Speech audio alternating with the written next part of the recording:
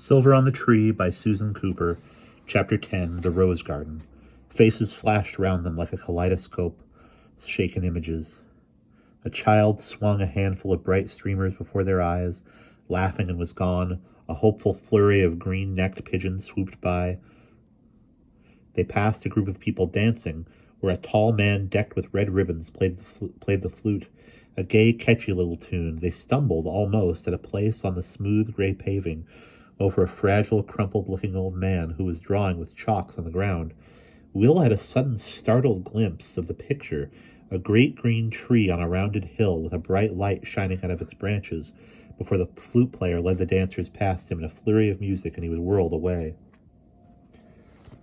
Gwyon's bearded face was still there in the crowd moving beside him. "Stay close," he called.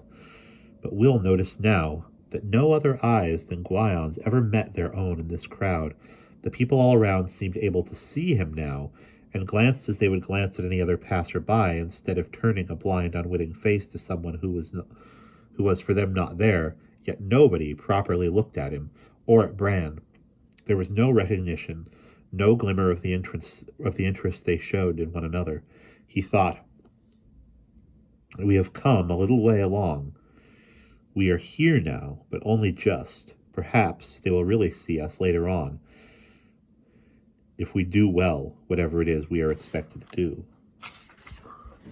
Laughter swelled in the crowded square, from a circle of grinning faces watching a juggler. Marvelous smells wafted past from stalls selling food.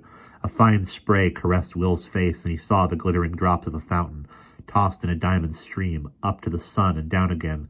He saw Bran in front of him, pale-faced, alight behind the dark lenses, laughing as he shouted something to Gwion. Then there was a stir in the crowd, heads turning, bodies pressed back against Will. He heard the hooves of horses, the jingling of harnesses, a creaking and rumbling of wheels. Through the heads of the crowd, he could glimpse riders bobbing by, bareheaded, dressed in blue. The rumbling grew. He could see a coach now, its roof dark blue and splendidly curlicued in gold, and blue plumes tossing before it from the foreheads of tall midnight black horses. Hoofbeats slowed, wheels squeaked on the stone street. The coach stopped, rocking gently to and fro. Gwion was close again, drawing Will and Bran forward. The crowd parted, easily, respectfully, each one making way instantly to the sight of Gwion's erect gray head.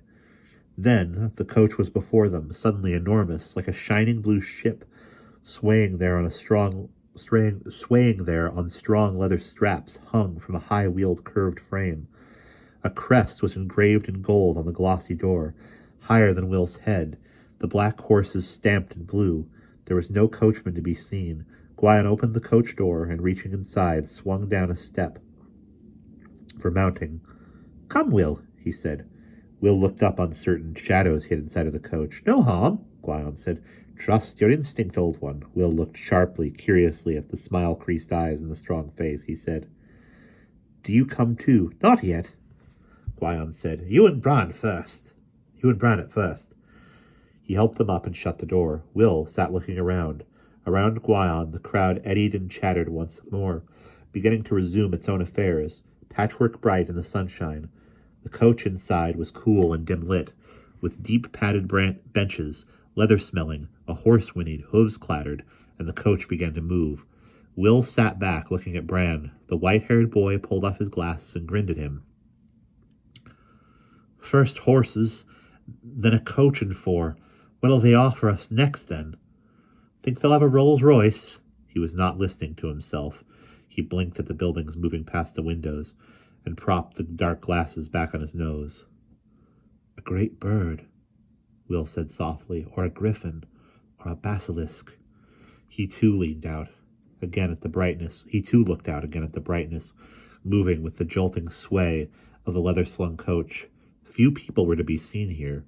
They were moving along a broad street lined by curving arcades of houses that seemed to him startlingly beautiful, with their clear lines and arched doors and wide-set even windows, and walls of warm golden stone. It had never really occurred to him to think of buildings as beautiful before. Bran said haltingly, speaking the same thought. It's such a well-made place. Everything the right shape, Will said. That's right. I mean, look at that, Bran leaned forward, pointing. Set among the houses was a high, curving entrance to a magnificent pillared courtyard, but the coach had passed before they could see what lay inside. The world seemed to dim a little. Will saw that the sunlight was gone. They sat swaying in the coach, hoofbeats loud in their ears. Still, the light seemed to die. Will frowned. Is it getting dark? Must be clouds, Bran said, braced between seats and gazing out, clutching the door. Yes, there are. Big gray clouds up there. Looks like a real summer storm coming up. Then his voice rose a little. Will, there were riders dressed in blue in front of us, weren't there? That's right, like in procession. No one there now. Nothing ahead, but something following. The tightness in his voice brought Will jerking to his feet to peer out past the white head. Outside their rocking small space, the broad street had grown so murky now that it was hard to see clearly. A dark group of figures seemed to be moving behind them, keeping the same speed, coming a little closer perhaps. He thought he could hear other hoofbeats, behind the clatter of their own. Then instinct struck at him, and his hand tightened on the window frame. Something was coming, something back there, of which he should be afraid. What's the matter? Bran said, and gasped as a sudden lurch sent him sprawling back onto the seat of the coach. Will staggered back, dropping beside him. The noise of the coach grew, jingling, thundering. They were flung to and fro from side to side as the coach pitched and tossed like a boat on an angry sea. Bran yelled, We're going too fast! The horses are frightened. What of back there? Words would not come. Will's throat was dry. Bran's white face danced before him. The Welsh boy had pulled off the sheltering glasses again in the gloom, and there was fear in his strange tawny eyes. Then the eyes widened. Bran clutched Will's arm. Outside, a flurry of dark figures came whirling past. On either side, horses furiously galloping, manes and tails flying in the wind, and dark cloaks streaming out behind the figures of hooded men riding. Here and there, one figure was white-cloaked among the dark mass. They saw no faces inside the hoods, nothing but shadow. There was no telling whether any faces were there to be seen. But one figure, taller, came galloping past the window of the flying coach, swaying out there in the gray half-light. The head turned toward them. Will heard Bran's stifled gasp.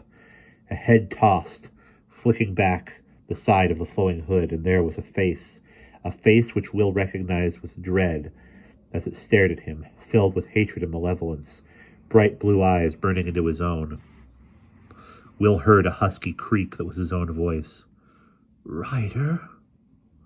White teeth flashed in the face, in a dreadful, mirthless smile, and then the hood fell back. The cloaked figure leaned forward, urging on its horse, and vanished ahead of them into the dark mass of riding shadows. Hoofbeats thickened the air, beat at their hearing, then began to fade. The world seemed to grow a little less dark. The frantic tossing of the coach to slow gradually down. Bran was staring at Will, rigid. Who was that? Will said emptily. The rider, the Black Rider, one of the great lords of the dark. Suddenly he sat straight, fierce-eyed. We mustn't let him go. Now he's seen us, we must follow him. His voice rose shrill and demanding, calling as if to the whole coach, as if it were a live thing. Follow him! Follow him! Follow! The coach lurched faster. The noise grew. The horses flung themselves frantically forward. Bran grabbed for support. Will, you're mad! What are you doing? Follow that! His horror brought the word out in a half-shriek. Will crouched in a swaying corner, his face set. We must! We have to know! Hold on. He makes the terror by his riding. If we chase, it grows less. Hold tight, wait and see. They were moving fast now, but without the wildness of panic. The horses kept up a steady, strong gallop, swinging the coach like a child's toy on a string. The light grew and grew, as if no cloud were anywhere near, and soon sunlight was shafting in again at them through the open windows. Arched stone buildings still edged one side of the broad street, but on the other side, now they saw tall trees and smooth grass stretching into a green distance. Paths and gravelled walks crisscrossed the sweep of the grass here and there. It must be that park. Bran's voice swung in gulps between one bounce and the next. The one we saw at the beginning. From the roof. Perhaps it is. Look. Will pointed. Ahead, two riders had turned from the road and were cantering without apparent haste now down one of the small roads across the park. A strange pair they made, two ritualistic figures like images from a chessboard, a rider in a black hood and a cloak on a coal-black horse, a rider in a white hood and a cloak on a horse white as snow. Follow, Will called. Bran peered back up the long, empty sweep of the road as they turned from it. But there are so many, like a big dark cloud. Where did they go? Where the leaves go in autumn, Will said. Bran looked at him and seemed suddenly to relax. He grinned. There's poetic now. Will laughed. It's true. Of course, the trouble with leaves is they grow again. But his attention was on the two tall riding figures, starkly outlined, ahead against the soft green of the park. In a few moments, the white rider, as he felt he must call him, dropped aside and tottered quietly away. The coach went on following, the black upright form of the other. Bran said, Why should some of the riders of the dark be dressed all in white and the rest all in black? Without color, Will said reflectively. I don't know. Maybe because the dark can only reach people at extremes, blinded by their own shining ideas or locked up in the darkness of their own heads. The wheels made a crunching sound on the path. They began to see formally patterned flower beds laid out on either side, with white stone seats set between them, and here and there people sitting on the seats or strolling or children playing. Not one of these gave more than a brief glance of mild interest at the pale right at the. Not one of these gave more than a brief glance of mild interest at the black rider, stalking ahead on his tall black horse, or the plumed stallions pulling the swaying blue coach with its gold-crested door. Bran watched one old man glance up, look at the coach, and turn back at once to his book. They can see us now, but they don't care. Maybe they will later, Will said. The coach stopped. He opened the door, pushing the step down with his foot. They jumped down to the crumbling gravel of the white path. Then, as they saw what was all around them, both paused, held for a moment of delight. The air was heavy with fragrance, and everywhere there were roses, squares, triangles, circles of bright blossom patched the grass all round. Red and yellow and white and all colors between. Before them was the entrance to an enclosed circular garden, a tall arch on a high hedge of tumbling red roses. They walked through, almost giddy with the scent. In the great circle of the garden inside, formal balustrades and seats of white marble were set round a glittering fountain where 3 white dolphins endlessly leapt, spouting a high triple spray of tasseled drops, with a faint, arching rainbow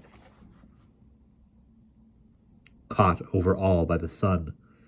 And as if to outset the cool lines of the marble, mounds of roses billowed everywhere, enormous bushes growing rampant, tall as trees. And we will pause there.